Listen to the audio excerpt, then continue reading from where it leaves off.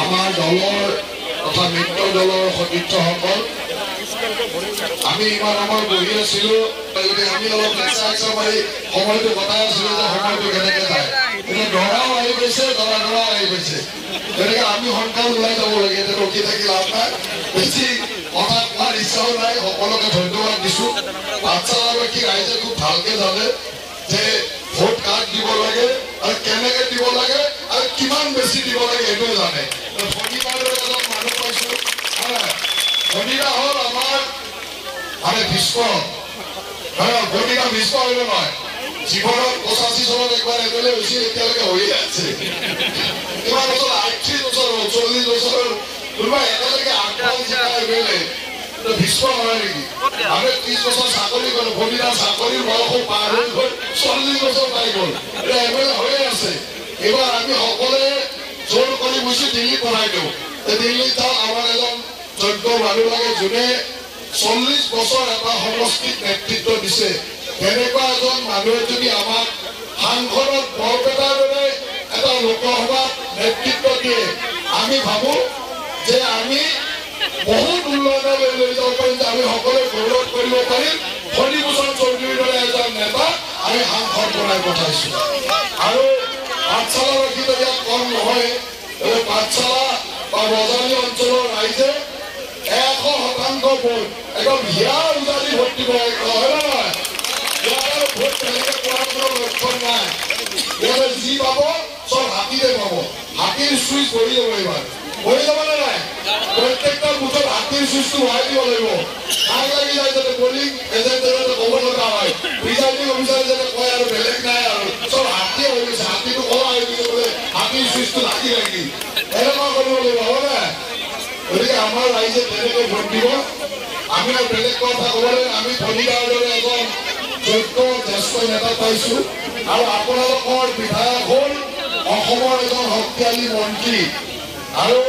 আপোনালোকৰ বিধায়ক এনেকুৱা বিধায়ক যে অসমৰ যিমান অলংকাৰ নাম থাকিব লাগে বোলে বিধানসভাৰ অধ্যক্ষ পাৰ্টীৰ প্ৰেচিডেণ্ট অসমৰ মন্ত্ৰী যিমান অলংকাৰ আছে চব আছে গানো গাই থাকে ৰাতিপুৱা এক্সাৰচাইজো কৰি থাকে চব চলি থাকে আপোনালোকে এনেকুৱা এজন শক্তিশালী বিধায়ক পাইছে যে অসম বিধানসভাৰ অধ্যক্ষ আছিল আমাৰ দলৰ সভাপতি আছিল অসমৰ 5টাকৈ শক্তিশালী ডিপাৰ্টমেণ্টৰ মন্ত্ৰী গতিকে তেখেতক আৰু শক্তিশালী কৰিব লাগিব শক্তিশালীটো হ'ল যে অহা 7 তাৰিখে ফণীভূষণ চৌধুৰীক হাতীৰ চিনত ভোট দিলে আপোনালোকৰ বিধায়কো শক্তিশালী হৈ যাব চিন্তা কৰিব লগা নাই তাৰ লগে লগে আমাৰ মুখ্যমন্ত্ৰী ডাঙৰীয়াৰ প্ৰতি আশীৰ্বাদ দিয়া হ'ব আৰু নৰেন্দ্ৰ মোদী ডাঙৰীয়া আমি সকলোৱে মিলি তৃতীয়বাৰৰ কাৰণে প্ৰধানমন্ত্ৰী কৰিব লাগে যিটো ভাৰতবৰ্ষই আজি সংকল্প লৈছে আজি আমি সকলোৱে সংকল্প লৈছোঁ যে আকৌ এবাৰ মোদী চৰকাৰ আকৌ এবাৰ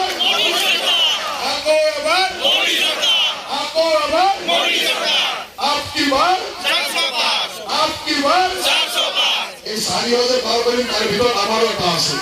হয় নাই 4,000 পাৰ কৰিলে আমাৰো এটা আছে তাত এই 4,000 ভিতৰত আমাৰ ওচৰত আমি কোনোবা হাইষ্ট কৰি পঠাব লাগিলে বহুত বেছি ভোটত 4 লাখত পাৰিবে নাই মইতো 5 লাখৰ টাৰ্গেট কৰি আছোঁ 4 লাখত পাৰিবে নাই পাৰিব বজালী মানুহ যদি কৈকে হৈ যাব পাৰিবে নাই 4 লাখ 5 লাখ 5 লাখ কৈ দিওঁ ভৰিলা বজালী বাকী হয় ৰঞ্জিতা কি কম 5 লাখ 4 লাখ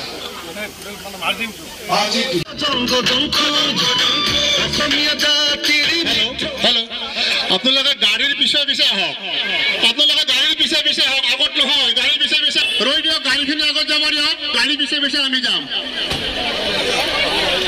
ৰাস্তাটো ক্লিয়াৰ কৰি দিয়ক বাইদেউসকল ৰাস্তাটো ক্লিয়াৰ কৰি দিয়ক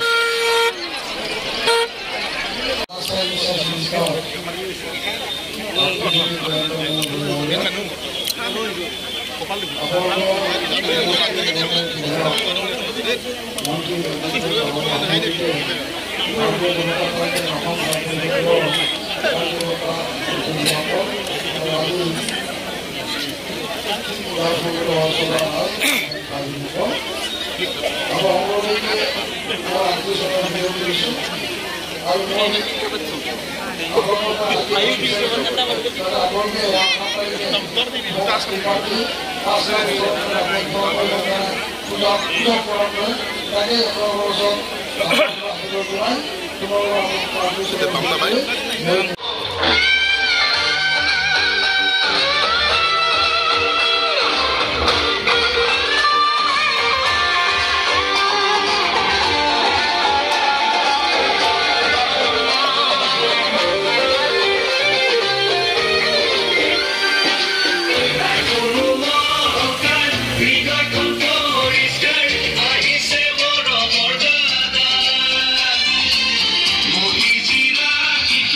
I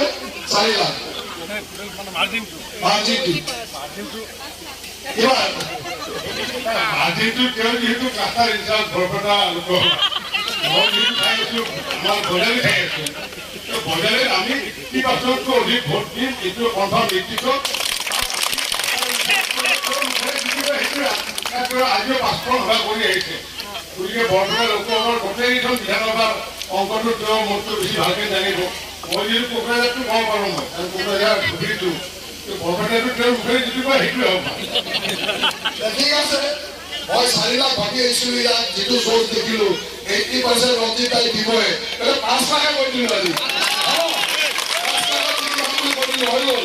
আৰু বজালি বাকি যদি ভাবে 5 লাখৰ টিকা আৰামত টিকাও কৰিব পাৰিব নাই পিছল পাৰিব তো এই সব সাংবাদিক ৰখি আছে 5 লাখ কৈ দিলো কিন্তু এটা নিউজ মতিব যে 5 লাখ দিব বুলি কৈছে পিছল হ'বনে নাই হ'বনে নাই হ'ব কংগ্ৰেছৰ কেন্দ্ৰীয় চিনিয়ে নাপায় নেকি নাম জানে নেকি মইতো চিনিয়ে নাপাওঁ আপোনালোকৰ চিনি নাপায় নামো নাজানে আৰু এটা চিপিএমৰ আছে হয় নাই চিপিএমৰটো পালে আৰু গম পাম কৰি ঘূৰি ফুৰিছে ক'তনো চিপিএমে ভোট পায় হয় নাই আমাৰ বজালি বাকী কেতিয়াবা চিপিএমৰ ভোটি পাইছে নেকি ইয়াতো নাই উদাহৰণ নাই বজালি ভোটৰ চিপিএমৰ ভোট দিছে নেকি ইয়াতো নজিৰে নাই গতিকে চিপিএমৰ হাৱা হৈ গৈছে আৰু চিপিএম কংগ্ৰেছ সবে একেই এউটিয়া গোটে একেলগে থাকে সব এই নামতে সব একেলগে চিপিএম কংগ্ৰেছ এউটিয়া এটা ভাৰতৰ কি বিৰোধী দলটো এটা গণ্ডগোল লাগছে কোনটো আচলতে পাৰ্টি বিৰোধী দলৰ পাৰ্টিটো চিপিএম নে কংগ্ৰেছ এইটো আলোচনা চলি আছে ইলেকশ্যন কৰে 3 দিন আছে 3 দিন আগলৈকে আলোচনা চলি আছে যে কোনটো হাতৰ পাৰ্টি পাৰ্টিবোৰ এইটো ঠিক কৰিব পৰা নাই এই পাৰ্টিৰ কি হ'ব গমে পাইছো এটা আমি সকলোকে কৈ দিছো যে 5 লাখৰ ওপৰত আমি জিকি যাম সকলোৱে জোৰছে হাততালি মাৰি দিয়ক মহিলাবিলাক অলপ উৰুকি মাৰি দিয়ক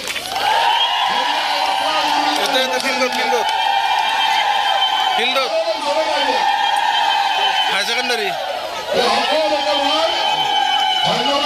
সব আহি পাইছে আপনি ভারত মাতা কি ভারত মাতা কি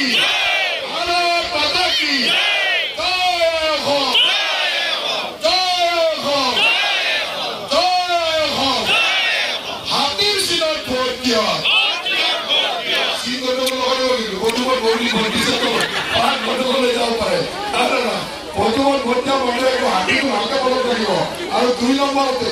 ওপৰৰ পৰা তললৈ চাবই নালাগে 2 নম্বৰতে হাতী দেখাব তাতে টিকট মাৰিব হয় নহয় এটা হাতীৰ সিনাৰ ভোট দিয়া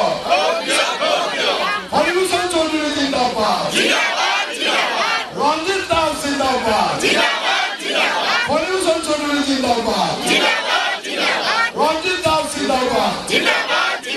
হৰিৰা আশীৰ্বাদ ল'ব আৰু চাম হৰিৰা আশীৰ্বাদ ডাকো ভোট দিবলে আগো এবাৰ মোদী চৰকাৰ আগো এবাৰ মোদী চৰকাৰ আগো এবাৰ মোদী চৰকাৰ আগো এবাৰ মোদী চৰকাৰ দাদা আজি বিষয় আজি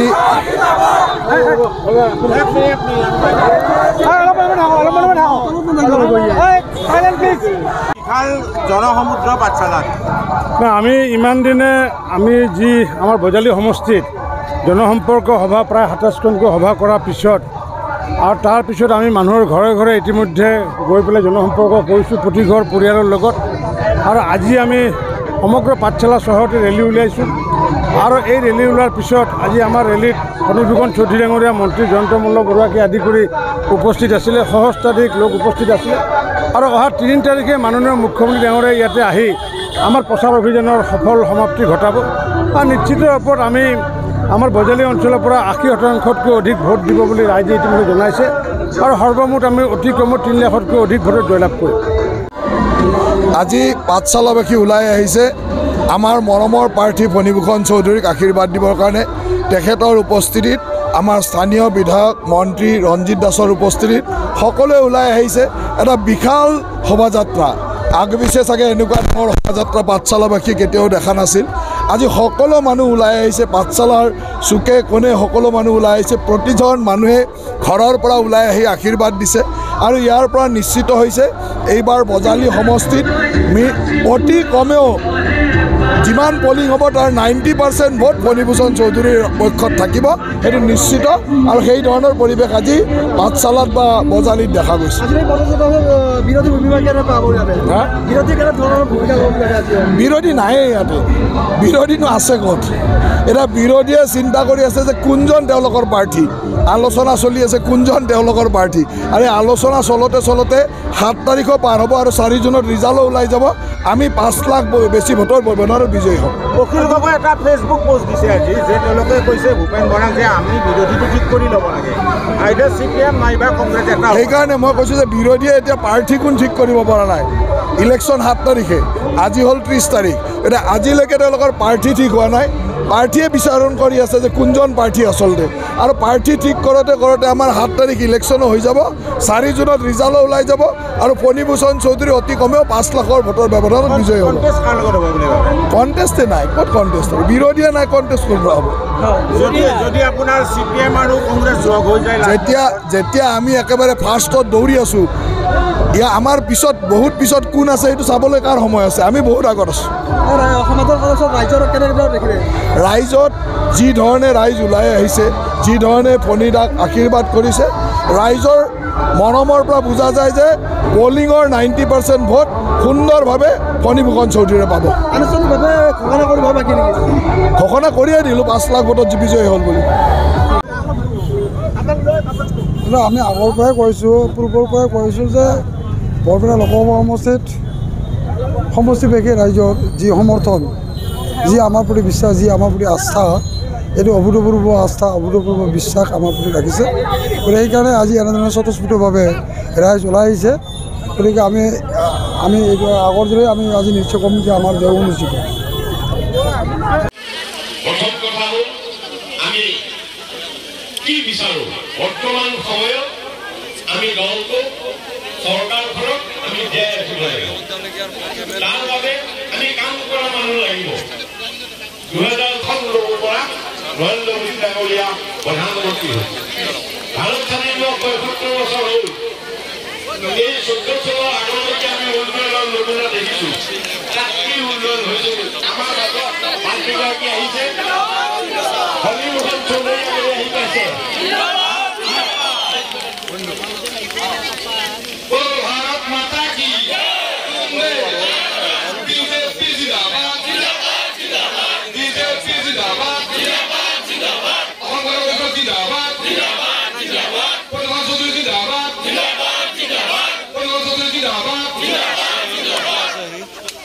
भारत माता की भारत माता की वंदे वंदे